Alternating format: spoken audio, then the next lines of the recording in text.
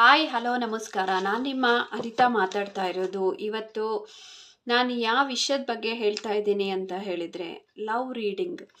ಈಗ ನೀವು ಯಾರನ್ನಾರು ತುಂಬ ಇಷ್ಟಪಟ್ಟಿದ್ದೀರಾ, ಲವ್ ಮಾಡ್ತಾ ಇದ್ದೀರಾ, ಅವ್ರ ಮನಸ್ಸಲ್ಲಿ ಏನಿರ್ಬೋದು ನಿಮ್ಮ ಮೇಲೆ, ಅಥವಾ ಬ್ರೇಕಪ್ ಆಗಿದೆಯಾ, ಅಥವಾ ಅವ್ರು ನಿಮ್ಮ ನಂಬರ್ ಏನಾದರೂ ಬ್ಲಾಕ್ ಮಾಡಿದ್ದಾರಾ, ಅಥವಾ ನಿಮ್ಮ ಮನಸ್ಸಲ್ಲಿ ಪ್ರೀತಿ ಇದ್ದು ಅವ್ರ ಮನಸ್ಸಲ್ಲಿ ಏನಿದೆ ಅಂತ ಹೇಳಿ ತಿಳ್ಕೊಬೇಕಾ?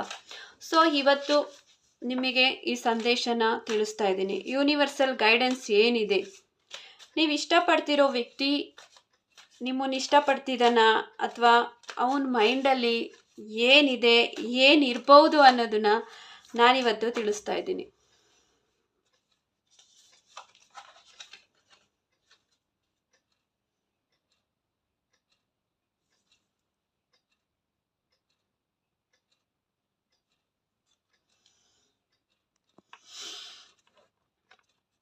ಟು ವಾಂಡ್ಸ್ ಬರ್ತಾ ಇದೆ.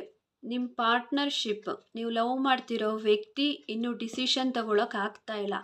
ನಿಮ್ಮನ್ನು ಫ್ರೆಂಡ್ ಅಂತ ಅಂದ್ಕೊಂಡಿದ್ದಾರೋ ಅಥವಾ ಲವ್ ಅಂತ ಅಂದ್ಕೊಂಡಿದ್ದಾರೋ, ಅವ್ರಿಗೆ ಡೌಟ್ ಇದೆ, ಕ್ಲಾರಿಫಿಕೇಷನ್ ಮಾಡೋಕ್ಕೆ ಆಗ್ತಾ ಇಲ್ಲ ಅವ್ರ ಕೈಲಿ.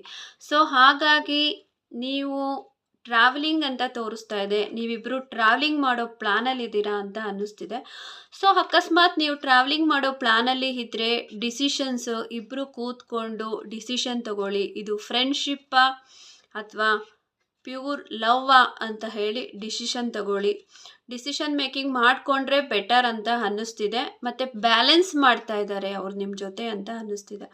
ಸೊ ಹಾಗಾಗಿ ಯೋಚನೆ ಮಾಡಿ, ಅವ್ರ ಬಗ್ಗೆ ಥಿಂಕ್ ಮಾಡಿ, ಟ್ರಾವೆಲಿಂಗ್ ಬೇರೆ ಪ್ಲ್ಯಾನ್ ಮಾಡಿದ್ದೀರಾ ಅಂತ ಅನ್ನಿಸ್ತಿದೆ.